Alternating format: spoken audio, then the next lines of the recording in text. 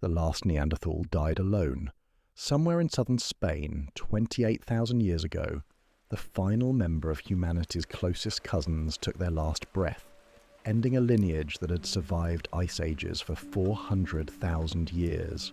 A single individual carrying within their bones the genetic heritage of an entire species, exhaling for the final time in a world that had moved beyond them. Let me take you to a place most people will never see. A limestone cave carved into the cliffs of Gibraltar, where the Mediterranean meets ancient stone, and the wind carries stories that predate written history. You're standing in Gorham's cave, watching endless grey horizons stretch beyond the cave mouth that yawns behind you, like an entrance to forgotten worlds.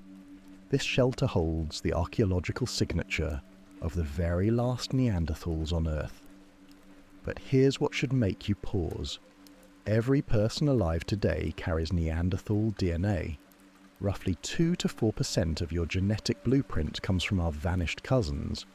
You are part Neanderthal, the neurons firing in your brain as you process these words, the antibodies protecting you from diseases, the way your body responds to cold weather, all influenced by genes inherited from people who looked out from this very cave entrance and watched their world changing around them. The mystery that has haunted anthropologists for over a century haunts you personally. How did our physically superior, cold-adapted, intelligent relatives simply vanish from a planet they had successfully inhabited for nearly 500,000 years? The evidence scattered across the cave floor tells a story paleontologists are still piecing together. Charcoal layers mark spots where Neanderthal families maintained fires for warmth and cooking. Stone tools, worked with precision that comes from generations of accumulated knowledge, lie embedded in sediments scientists can date with atomic accuracy. These final Neanderthals crafted tools from materials they travelled dozens of miles to obtain, suggesting trade networks and forward planning that rival contemporary human societies. Yet somehow, all of this competence, all of this cultural sophistication accumulated over 400 millennia, wasn't enough to prevent the most thorough extinction in human evolutionary history. The limestone walls around you have absorbed smoke from 10,000 Neanderthal fires. The cave floor has been polished by footsteps of parents teaching children, hunters returning from successful kills, families gathering around hearths to share food and stories. For thousands of years, this place hummed with the quiet industry of people who had every reason to believe their way of life would continue indefinitely. Then the fires stopped burning, the footsteps ceased, the voices fell silent. What makes this extinction particularly haunting is how recently it happened. 28,000 years sounds ancient, but it's practically yesterday in evolutionary time. If you compress the entire 400,000-year history of Neanderthals into a single year, their extinction happened at 11:47 p.m. on December 31st. Modern human civilization has unfolded in the final 13 minutes of that year. The genetic evidence reveals something even more startling. Neanderthals interbred with our direct ancestors. Your immune system carries Neanderthal adaptations that help you fight viruses your African ancestors never encountered. Your skin colour, your tolerance for certain foods, your body's response to high altitude, all influenced by genes donated by people who spent winter months in caves exactly like this one. Neanderthals didn't go extinct completely. They became part of us. But that raises an even more disturbing question. If Neanderthal genes were valuable enough to preserve in modern human populations, why did Neanderthals themselves disappear? Archaeological layers in the cave reveal how Neanderthal technology changed during their final centuries. Their stone tools became more sophisticated, incorporating techniques that suggest increasingly desperate innovation. They learned to hunt smaller prey when large game became scarce. They developed new methods for processing plant foods when traditional hunting became unreliable. They were adapting, they were learning, they were surviving, until they weren't. The last charcoal layer in Gorham's cave dates to approximately 28,000 years ago.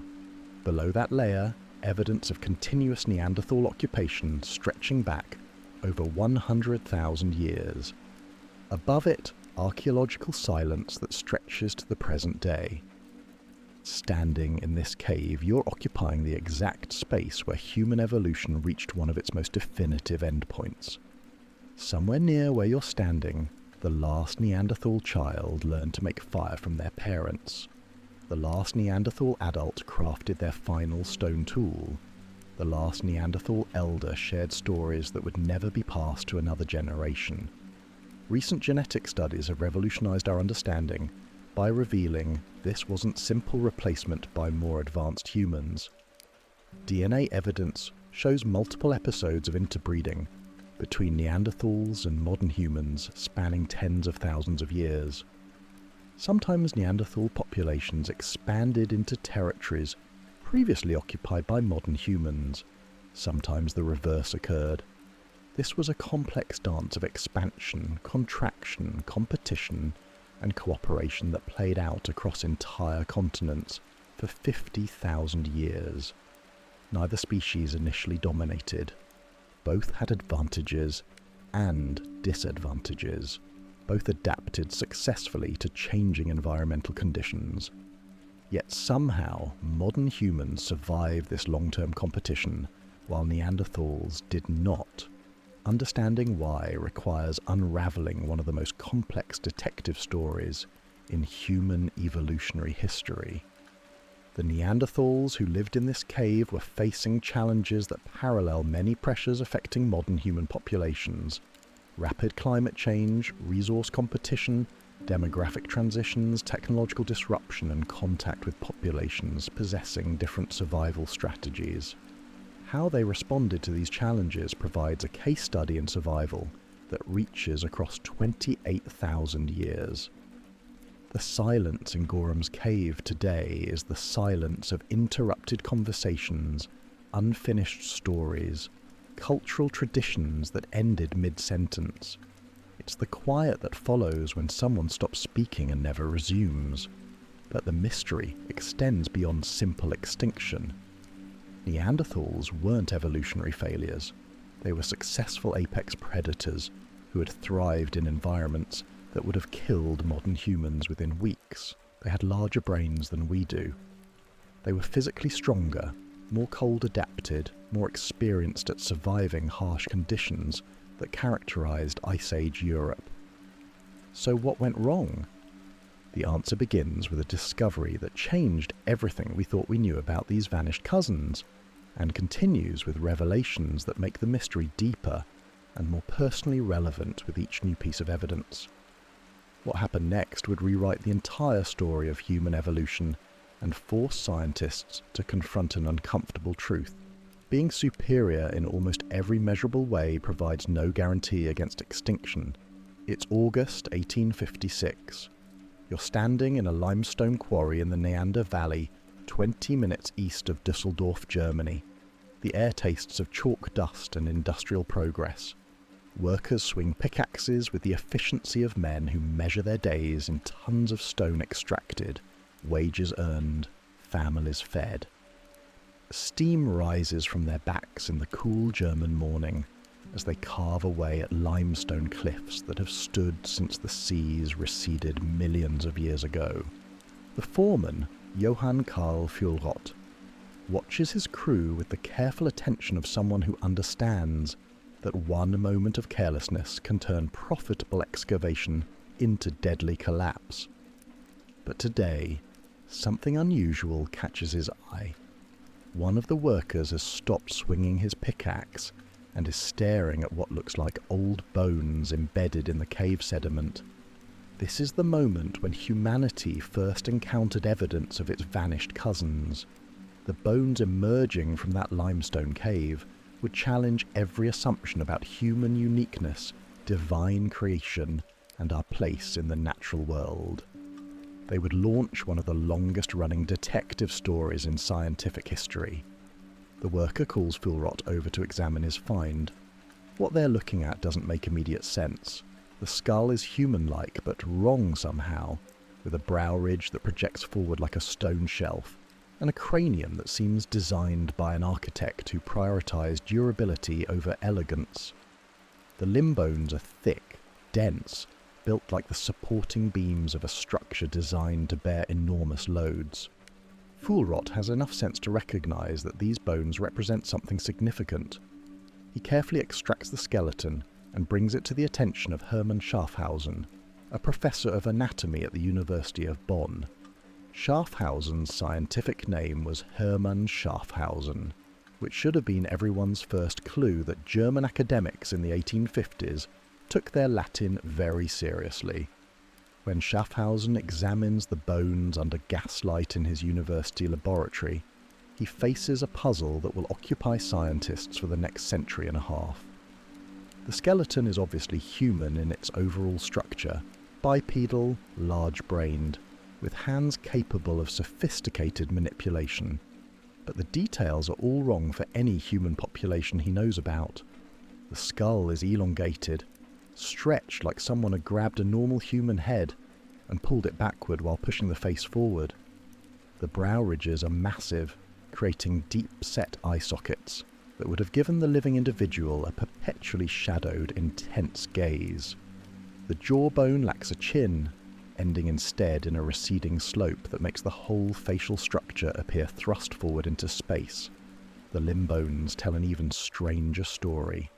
The femur is curved in a way that suggests incredible leg strength, built like the thigh bone of someone who spent their entire life climbing mountains or carrying enormous loads. The arm bones are so robust they could probably withstand impacts that would shatter modern human bones. Most puzzling of all, the cranial capacity appears to be larger than that of contemporary humans. This individual had a bigger brain than the people examining his remains. Schaffhausen publishes his findings in 1857, describing what he believes to be the remains of an ancient human population, adapted to harsh conditions. He suggests these bones represent people who lived before the Great Flood described in biblical accounts. Primitive humans who developed robust physical characteristics through generations of survival in hostile environments. The scientific community responds with the kind of enthusiasm typically reserved for heretical religious statements. Charles Lyell, the geologist whose work laid the foundation for understanding Earth's ancient history, dismisses the find as the remains of a pathological individual, possibly someone suffering from rickets or other developmental disorders. Thomas Huxley, Darwin's most vocal supporter, and a man who never met a scientific controversy he couldn't make more controversial, examines the skull and declares it the most ape-like human remains ever discovered. He suggests the individual might represent a primitive human population, but stops short of proposing any evolutionary relationship to modern humans. The debate that follows reveals how unprepared mid-19th century science was to confront evidence of human evolutionary history. Religious authorities denounce the findings as attempts to undermine divine creation of humanity. Anatomists argue about whether the unusual features represent normal human variation, pathological deformation, or something entirely outside their understanding of human anatomy. Meanwhile, the bones sit in museum collections, waiting for someone to develop the intellectual framework necessary to understand what they actually represent. The breakthrough comes when more discoveries follow. Within decades, similar skeletal remains begin appearing at archaeological sites across Europe. A skull from Forbes Quarry in Gibraltar, skeletal fragments from Spy Cave in Belgium. Each new find reinforces the pattern established by the original Neander Valley specimen. Robust, large-brained humans with distinctive anatomical features that set them apart from any known modern population. The mounting evidence represents an entirely different kind of human being, one that lived in Europe for thousands of years before disappearing completely. The name Neanderthal comes from the valley where the first specimen was discovered. Neander Valley had been named after Joachim Neander, a 17th century German theologian and hymn writer whose musical compositions praise divine creation of the natural world. The irony would have amused Charles Darwin, who spent much of his career explaining how natural processes could create complexity without divine intervention. By the 1880s, enough Neanderthal specimens had been discovered to establish them as a distinct human population. They had lived across Europe and Western Asia for hundreds of thousands of years. They had developed sophisticated tool technologies. They had survived multiple ice ages in environments that would have killed modern humans within weeks. And then they had vanished completely, leaving behind only scattered bones and stone tools as evidence of their existence. The mystery deepened as archaeologists began to understand the timeline of Neanderthal existence. These weren't primitive ancestors who evolved into modern humans. They were contemporaries of our own species, living alongside anatomically modern humans for tens of thousands of years before going extinct around 28,000 years ago. This discovery transformed the entire narrative of human evolution from a simple linear progression to a complex story involving multiple human species sharing the planet. For the first time, scientists had to confront the possibility that being human wasn't a unique evolutionary achievement, but rather one of several successful experiments in intelligence, culture, and survival. The Neander Valley bones had revealed something that challenged fundamental assumptions about human nature. We weren't alone in developing large brains, complex societies, and sophisticated technologies. We had cousins, relatives who had solved the problems of survival in their own ways, who had created their own cultures and raised their own children and told their own stories around fires in European caves. But somehow we had survived while they had not. The detective story that began in a German limestone quarry would eventually expand to encompass genetics, climate science, archaeology, and anthropology. Each new discovery added pieces to a puzzle that grew more complex, rather than simpler with each revelation. What the limestone quarry workers had uncovered in 1856 was the first chapter in a mystery story that would raise questions about survival, extinction, and what it means to be the only human species left on Earth. Standing in that quarry, watching Fuhlrott examine those first Neanderthal bones, you're witnessing the moment when we discovered we weren't as alone in the universe as we had thought. Somewhere in our past, other minds had looked at the same stars, wondered about the same questions, and faced challenges that would determine whether their lineage continued or ended in European caves. The mystery of why their story ended while ours continued was about to become one of the most compelling detective stories in the history of science. Let me take you to a place where winter lasts 8 months, and summer is a brief rumour whispered between blizzards. You're standing on the edge of an Ice Age valley in what will someday become southern France, 50,000 years ago. The landscape stretches before you, like a frozen moonscape punctuated by islands of hardy vegetation that somehow survive in conditions that would kill most modern plants within days. The air bites at your lungs with crystalline sharpness. Your breath forms clouds that dissipate instantly in wind that carries the scent of snow, mammoth dung, and something else, wood smoke.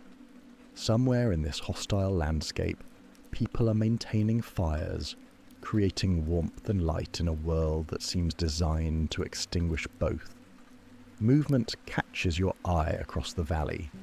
A group of figures emerge from a cave opening, their silhouettes distinctly human but somehow different. Even at this distance you can see they move with the compact, powerful efficiency of people built like living tanks. These are Neanderthals in their element, in the environment that shaped them into the most successful cold-weather humans who ever lived. Watch how they navigate terrain that would challenge modern mountaineers wearing specialized equipment. They move across ice-covered rocks with the confident footing of people whose ancestors had been perfecting Arctic survival techniques, for 400,000 years. Their bodies generate heat like human furnaces, burning calories at rates that would concern modern nutritionists, but allowing them to remain active in temperatures that would send contemporary humans into hypothermic shock. The lead figure stops and turns toward your position. Even from hundreds of yards away, the differences are unmistakable. The skull projects forward, creating a facial profile that seems designed by an engineer who prioritized protection over aesthetics. Massive brow ridges cast shadows over eyes that appear smaller than modern human eyes, but burn with an intelligence that needs no explanation. This individual is shorter than the average modern human, built like someone who spends their entire life doing heavy labor. Shoulders so broad they could carry tree trunks, arms thick enough to crush bones with casual pressure, legs that could probably kick holes through stone walls. This is what 400 millennia of natural selection produces when survival depends on raw physical capability combined with sophisticated mental processing.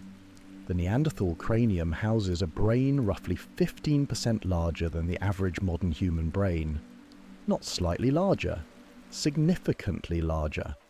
Their total cranial capacity averaged around 1,500 cubic centimeters compared to our 1,350. In terms of pure neural hardware, Neanderthals were operating with more processing power than the people who would eventually replace them. But brain size wasn't their only advantage. Archaeological evidence reveals technological sophistication that rivals anything produced by contemporary modern humans.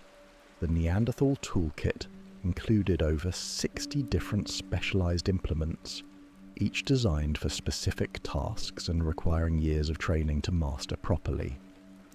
Watch as the group begins their daily routine. One individual approaches a pile of carefully selected stones and begins the complex process of tool manufacture using systematic engineering that requires understanding concepts like force vectors, material properties, and geometric relationships. The toolmaker examines each piece of flint carefully. They understand that different types of stone produce different qualities of tools, that the angle of percussion determines the shape of the resulting flake, that heat treatment can improve the workability of certain materials. The finished tools they produce would impress modern knappers. Spear points with symmetrical lines that suggest aesthetic sensibilities beyond pure functionality. Scrapers designed with specific edge angles for processing different types of hides. Cutting implements that demonstrate understanding of leverage and mechanical advantage. Meanwhile, other members of the group are engaged in activities that reveal social complexity, matching their technological sophistication. An older individual instructs a younger one in the subtleties of fire management, demonstrating how different types of wood produce different qualities of flame, how to maintain coals through long winter nights, how to use fire as a tool for hunting as well as warmth. Fire was central to their entire survival strategy. They had mastered pyrotechnology to a degree that allowed them to thrive in environments where fire meant the difference between life and frozen death. Their hearths show evidence of controlled combustion that could be maintained for months, creating warm zones around which entire communities could function during the harshest winters in human evolutionary history. But perhaps most remarkably, they were using fire as a hunting tool. Archaeological evidence suggests Neanderthals employed controlled burns to drive game animals into ambush positions, demonstrating strategic thinking that required coordination between multiple individuals and understanding of animal behavior patterns. The hunting strategies they developed were among the most sophisticated in human history. They were pursuit predators, capable of running down megafauna across distances that would exhaust modern endurance athletes. But they were also patient ambush hunters, who could wait motionless for hours until prey animals moved into optimal striking positions. Their primary weapons were thrusting spears rather than the thrown projectiles that modern humans would later develop. This meant Neanderthal hunting required getting close enough to massive, dangerous animals to drive spear points through thick hides into vital organs. Ice Age Europe was populated by creatures that modern humans avoided whenever possible. Cave bears weighing 800 pounds, woolly rhinoceros built like super tanks, straight-tusked elephants that stood 14 feet tall at the shoulder. Neanderthals hunted all of them. The skeletal evidence tells a story of lives lived at the extreme edge of physical capability. Neanderthal bones show healed fractures consistent with close encounters with large, aggressive animals. Broken ribs, fractured skulls, damaged vertebrae, the kind of injuries modern emergency rooms see in car accident victims or professional football players. But these injuries had healed, which means Neanderthal communities possessed sophisticated medical knowledge. They could set broken bones, treat wounds that would have been fatal without proper care, and support injured individuals through recovery periods that might last months. This level of medical care requires social structures based on cooperation and long-term thinking. When food is scarce and survival margins are thin, caring for non-productive group members represents a significant investment in individuals who might never fully recover. The fact that Neanderthals consistently made this investment suggests value systems that prioritized group welfare over individual survival advantages. Archaeological evidence supports this interpretation.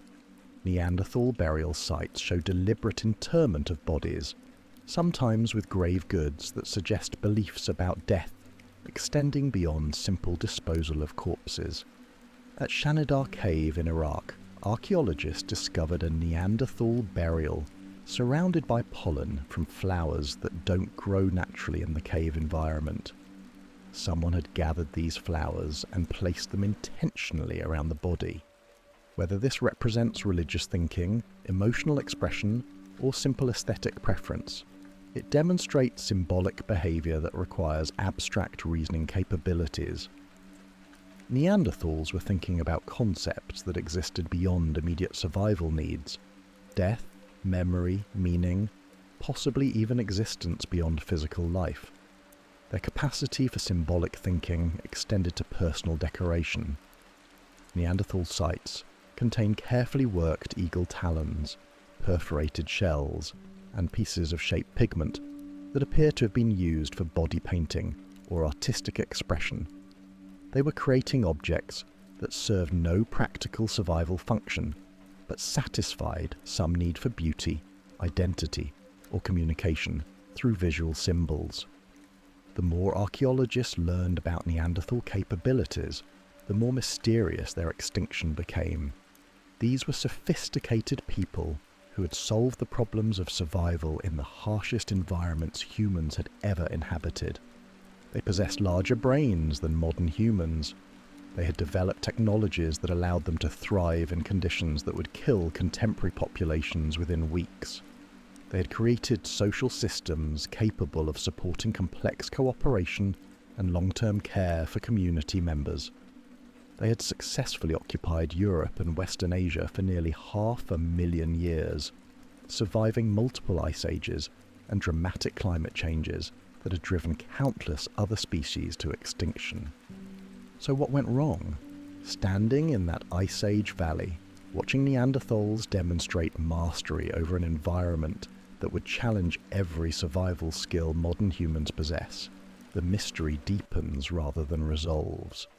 These people were successful by any reasonable measure of evolutionary fitness.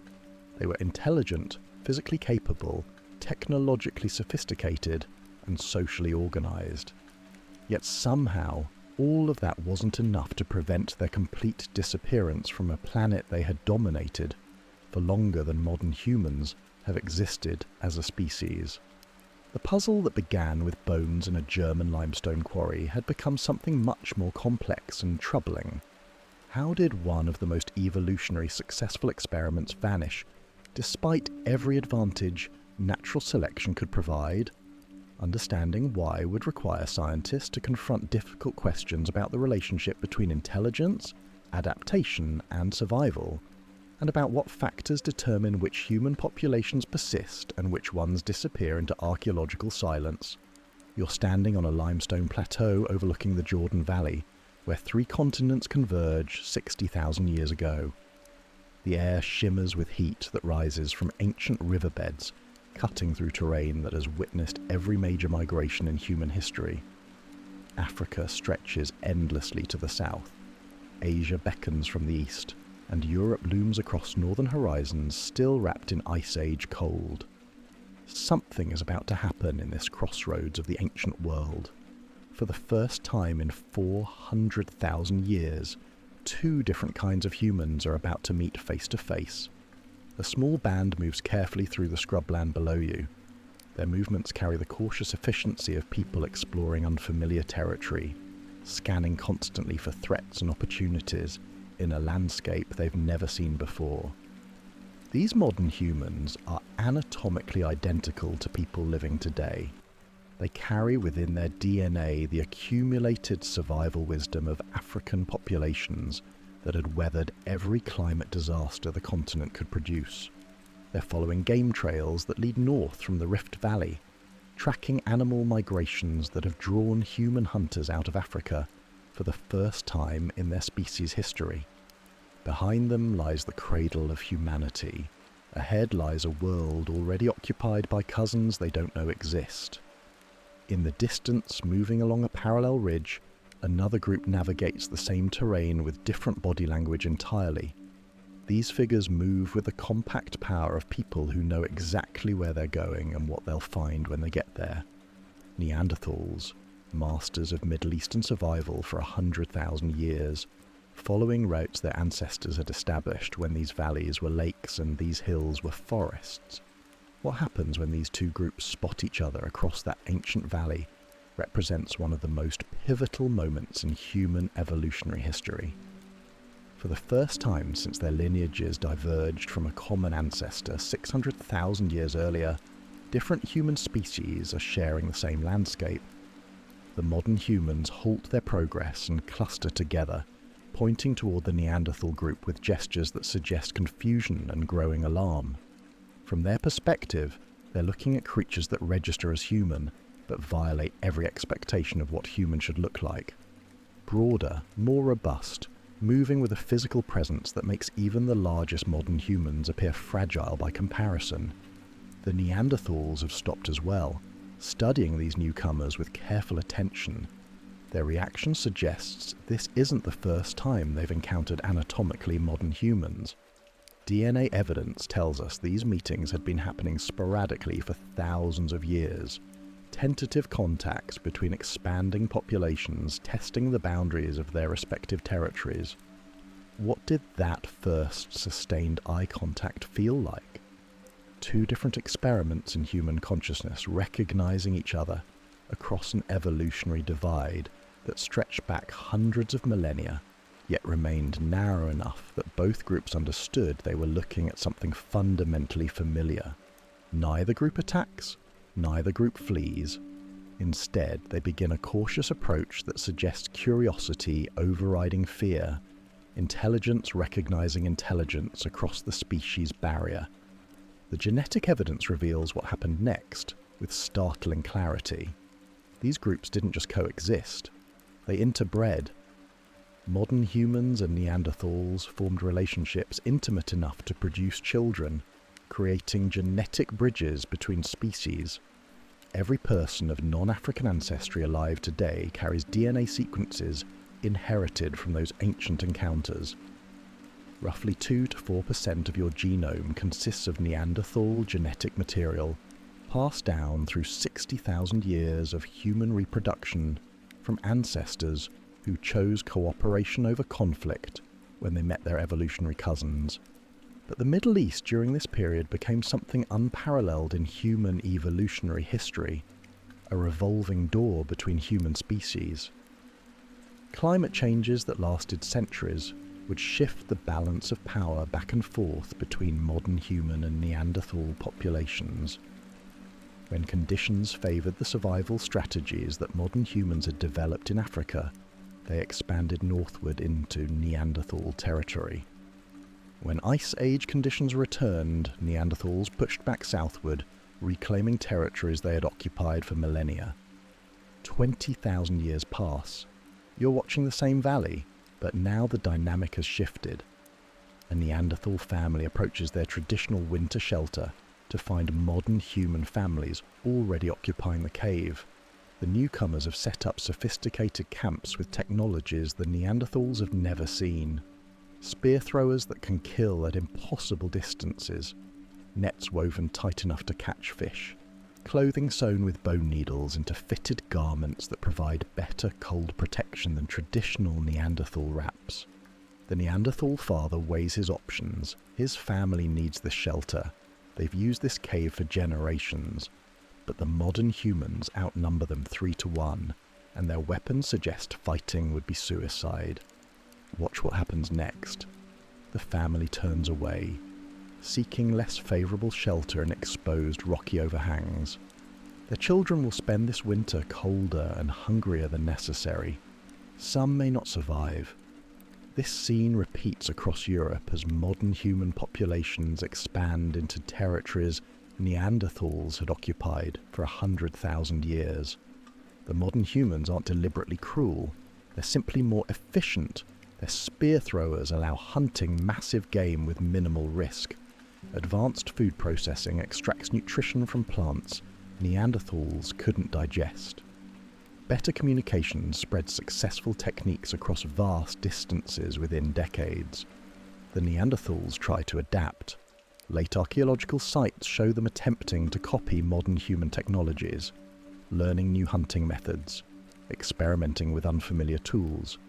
But 40,000 years of separate evolution had created differences that couldn't be bridged through imitation alone. A Neanderthal craftsman examines a modern human spear thrower, turning the carved wood in his massive hands. He understands the basic principle: leverage extends throwing distance.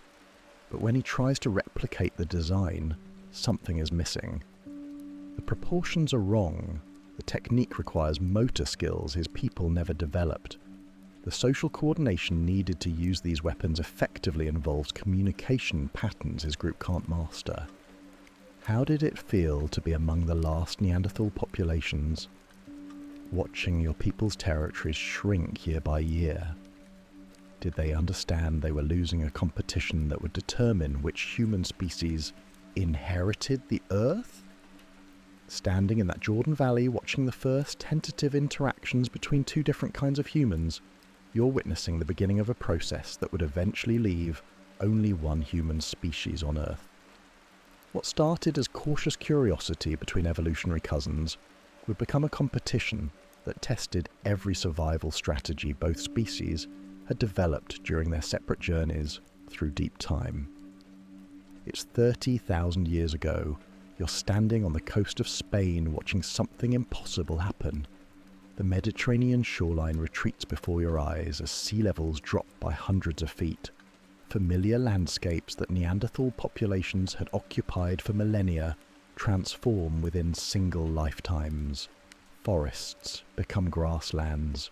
Grasslands become tundra. A Neanderthal band arrives at their traditional hunting grounds to find a barren wasteland where rich forest once stood. The mammoth herds they've tracked for generations have vanished. The plant foods their grandmothers taught them to gather no longer grow here. Their children point at empty valleys and ask questions their parents can't answer. This is Heinrich Event 3, a climate catastrophe that dumped massive icebergs into the North Atlantic and triggered temperature swings across Europe. For people whose survival strategies had been perfected over hundreds of generations for specific environmental conditions, such rapid change presented challenges that traditional approaches couldn't address. But why would climate change eliminate only Neanderthals while leaving modern humans unaffected? The answer might lie in a laboratory in Leipzig, Germany, where Dr. Svante Pääbo examines bone fragments so small they're barely visible to the naked eye. As he extracts DNA from a Neanderthal femur that's 40,000 years old, the genetic information locked in these ancient molecules will eventually reveal why some human populations survived environmental disasters, while others disappeared completely. The first theory focused on direct competition. Modern humans arriving in Europe brought weapons that could kill at distances Neanderthals couldn't match. Spear throwers that launched projectiles with deadly accuracy. Sophisticated traps that could capture large game without risking hand-to-hand combat with creatures that could crush human bones. Picture a Neanderthal hunting party tracking a mammoth across frozen tundra. They've spent days following this animal, waiting for the perfect moment to strike with their thrusting spears. Suddenly, the mammoth staggers and falls. Strange projectiles protrude from its flanks. Launched from distances the Neanderthals thought were safe. Modern humans emerge from concealment, having killed the mammoth with technologies that make traditional Neanderthal hunting seem primitive by comparison. The Neanderthal band retreats, watching their prey being claimed by competitors they can't fight effectively. This scene repeated across Europe as modern human populations expanded into territories Neanderthals had controlled for 100,000 years. Advanced food processing techniques extracted nutrition from plants Neanderthals couldn't digest. Better communication spread successful hunting strategies across vast distances within decades. But competition theory faced a problem. Archaeological evidence showed periods of peaceful coexistence lasting thousands of years. Modern humans and Neanderthals had shared territories across the Middle East for 20 millennia, without either group completely displacing the other. The disease theory emerged from a darker possibility. When you examine Neanderthal bones under microscopic analysis, you sometimes find evidence of malnutrition, stress markers that suggest populations struggling with challenges beyond simple food scarcity. Modern humans expanding out of Africa carried pathogens that Neanderthal immune systems had never encountered. A disease that killed only 10% of infected individuals could eliminate entire regional populations if it struck during periods when groups were already stressed by environmental pressures. Imagine a Neanderthal family caring for children burning with fever from an illness they don't understand. Their traditional healing methods fail. Other families in their band fall sick simultaneously. Within weeks, a thriving community becomes scattered individuals struggling to survive. But epidemics typically work quickly, eliminating vulnerable populations within a few generations. Neanderthal extinction stretched across 10,000 years, suggesting gradual decline rather than catastrophic collapse. The assimilation theory proposed something unexpected.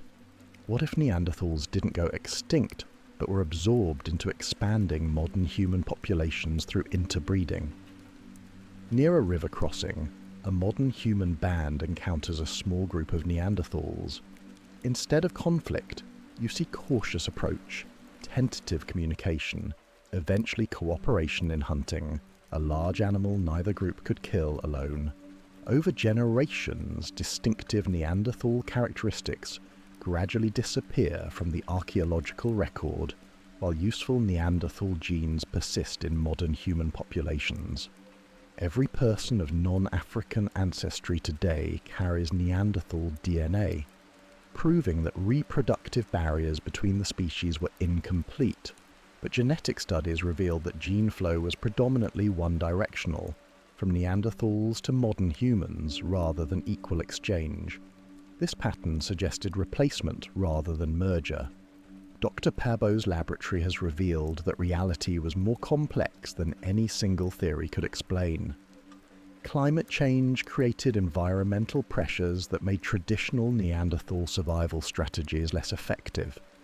Competition reduced access to critical resources.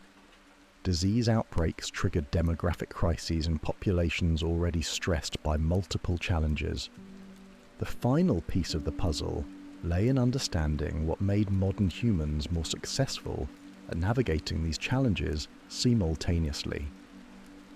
Standing in that laboratory, watching scientists extract genetic secrets from bones that once belonged to some of the last Neanderthals on Earth. You're witnessing the final stages of a detective story that would prove more personally relevant than anyone anticipated. Why did our ancestors survive while their cousins disappeared? The answer would challenge everything scientists thought they knew about intelligence, adaptation, and what it takes to persist when the world changes faster than evolution can respond, in a sterile laboratory where the impossible happens daily. Ancient bones are about to surrender secrets that have been locked away for 40,000 years. Dr. Svante Perbo adjusts his microscope and examines a sample smaller than a grain of sand. What he's looking at contains the complete genetic instructions for building a Neanderthal brain. The breakthrough came in 2010 when Perbo's team successfully sequenced the entire Neanderthal genome. For the first time, scientists could read the genetic blueprint of an extinct human species letter by letter, comparing it directly to modern human DNA to understand what made us different and what we shared. The results shattered every assumption about Neanderthal intelligence and capabilities. Neanderthal brains were larger than ours. In terms of raw neural hardware, they were operating with more processing power than the people who replaced them. But brain size told only part of the story. The genetic analysis revealed something even more startling.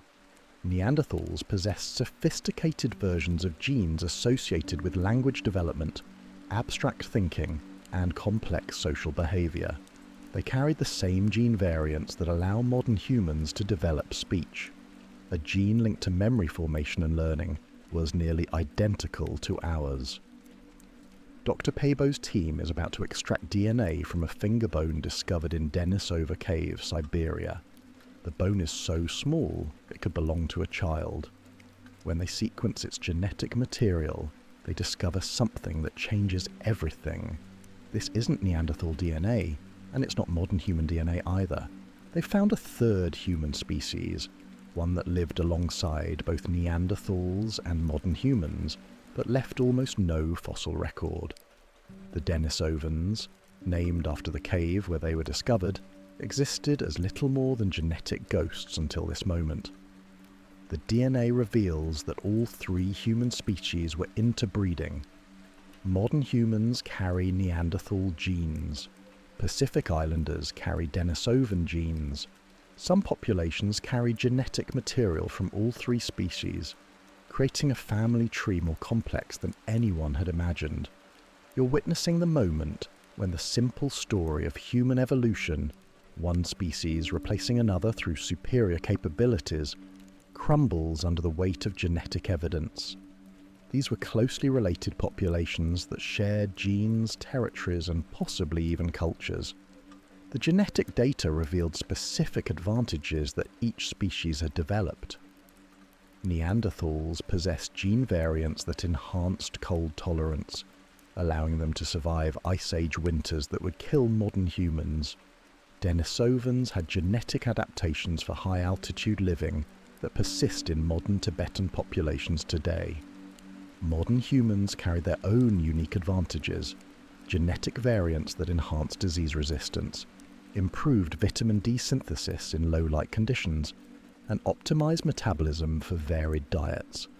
Each species had solved different survival challenges through genetic innovation. But the most shocking discovery came from analyzing Neanderthal cultural capabilities. Genetic evidence suggested they possessed the same cognitive foundations that allow modern humans to create art, use symbols, and engage in abstract reasoning. Archaeological sites began revealing Neanderthal achievements that had been overlooked or misinterpreted. Cave paintings in Spain dating to 65,000 years ago, created before modern humans arrived in Europe. Carefully crafted jewellery, made from eagle talons and marine shells. Evidence of sophisticated burial practices that suggested beliefs about death extending beyond simple body disposal. At Bruniquel Cave in France, archaeologists discovered something that challenged every assumption about Neanderthal intelligence. Circular structures built from deliberately broken stalagmites, arranged in complex patterns and marked by controlled fires. These constructions require planning, cooperation, and symbolic thinking that rivals anything produced by contemporary modern humans. The genetic analysis explained how such sophistication was possible. Neanderthals possessed enhanced versions of genes linked to fine motor control, allowing them to create tools and art with precision that matched or exceeded modern human capabilities. Their social cognition genes suggested complex group dynamics and possibly even primitive forms of culture transmission. Dr. Pabo's laboratory revealed that Neanderthal extinction couldn't be explained by inferior intelligence, primitive technology, or inadequate social organization. These people were sophisticated, culturally advanced, and genetically equipped for survival in harsh environments. The genetic evidence revealed one crucial factor: population dynamics. Modern human populations maintained higher genetic diversity and larger effective population sizes. When disasters struck, they could absorb losses and recover quickly. Neanderthal populations were smaller, more scattered, and more vulnerable to demographic collapse. You're watching the final pieces of a puzzle that spans 40,000 years fall into place. Neanderthal extinction resulted from cumulative disadvantages that individually were minor but collectively proved fatal. Slightly less behavioural flexibility, slightly smaller populations, slightly reduced ability to rapid adaptation during periods of environmental stress. The breakthrough confirms that being superior in almost every measurable way, larger brains, stronger bodies, sophisticated culture, provided no guarantee against disappearance when conditions changed faster than evolution could respond. The same genetic advantages that made Neanderthals incredibly successful for 400,000 years became liabilities when the world changed in ways their evolution hadn't anticipated. The mystery was solved, but the answer brought about even more disturbing questions about what determines which human populations survive and which ones vanish into the archaeological record. You're back standing on the same limestone cliffs of Gibraltar 30,000 years ago, watching the last act of a 400,000-year story unfold. The Mediterranean below sparkles in afternoon sunlight that illuminates a world where Neanderthals are no longer masters of their destiny. Behind you, Gorham's Cave shelters one of the final Neanderthal communities on Earth. Perhaps 50 individuals clustered in family groups that have been shrinking for generations. Their territories have contracted from sprawling European ranges to this single rocky peninsula jutting into southern seas. An elderly Neanderthal woman teaches her granddaughter to knap flint. Her massive hands guide smaller ones through motions perfected over countless generations. The technique requires years to master, knowledge accumulated through 400 millennia of trial and error. She's passing down skills that took her ancestors eons to develop, not knowing this might be the last time anyone learns them. The child struggles with the stone. Her hands aren't quite strong enough yet. Her coordination needs more practice. In the old world, she would have had decades to perfect these abilities. In this shrinking refuge, she might not have time to become an expert before the skills die with their last practitioners. A hunting party returns with disappointing results. The ibex herds they've tracked for generations have grown smaller and warier. Competition for resources has intensified as animal populations decline and territory shrinks.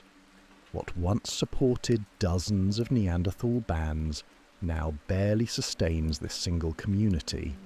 The hunters speak in low voices about tracks they've seen, modern human footprints in mud near the best water sources, signs of camps in valleys that Neanderthal families have occupied for millennia. The newcomers possess technologies that make traditional hunting approaches obsolete, weapons that kill from distances Neanderthals can't match. You're watching the final chapters of a survival story that stretched across ice ages and continents. These aren't primitive people failing to adapt. They're sophisticated hunters whose expertise has become insufficient for a world changing faster than their culture can evolve. A young father examines his infant son, checking for signs of the sickness that has claimed several children in recent months. Small populations face genetic challenges that larger groups can absorb. Inbreeding increases. Disease spreads more easily. Random accidents that would barely affect larger communities can devastate groups that number in the dozens. The baby appears healthy, but his father understands the mathematics of extinction better than any population geneticist. Too few people, too little genetic diversity, too many challenges arriving simultaneously for traditional responses to address effectively. Archaeological evidence from these final sites tells stories of people trying desperately to adapt. Tool technologies begin incorporating elements borrowed from modern human designs. Hunting strategies shift towards smaller prey as megafauna becomes scarce. Social structures apparently reorganize to handle population pressures their ancestors never faced. But 40,000 years of evolution had optimized Neanderthal survival strategies for different conditions. Their physical strength, designed for close combat hunting of massive prey, provided little advantage when competitors could kill from safe distances. Their specialized tool traditions, perfected for specific environmental challenges, couldn't adapt quickly enough to handle rapidly changing circumstances. The grandmother teaches stoneworking techniques that will die with her granddaughter. The hunting party discuss strategies that will never be passed to future generations. The father holds a child who will grow up in a world where Neanderthals exist only as genetic memory in modern human DNA. The last Neanderthal died alone somewhere in these southern refuges, carrying in their mind the accumulated wisdom of nearly 500,000 years of human survival expertise. Knowledge of Ice Age hunting techniques, specialized tool manufacturing, complex social cooperation and survival strategies tested across dozens of climate cycles. When that final breath exhaled into Mediterranean air, it took with it an entire way of being human that had persisted since before our species learned to create art or build permanent settlements. The silence that followed wasn't just the end of individual lives, it was the termination of cultural traditions, technological innovations, and problem-solving approaches that had successfully navigated challenges our ancestors never faced. Standing in this cave where the Neanderthal story ended, you're facing the ultimate mystery. How does a species that dominated European landscapes for 400,000 years simply vanish from a planet they had mastered more thoroughly than any other human population? Now, close your eyes and feel the Mediterranean wind moving through Gorham's cave one last time.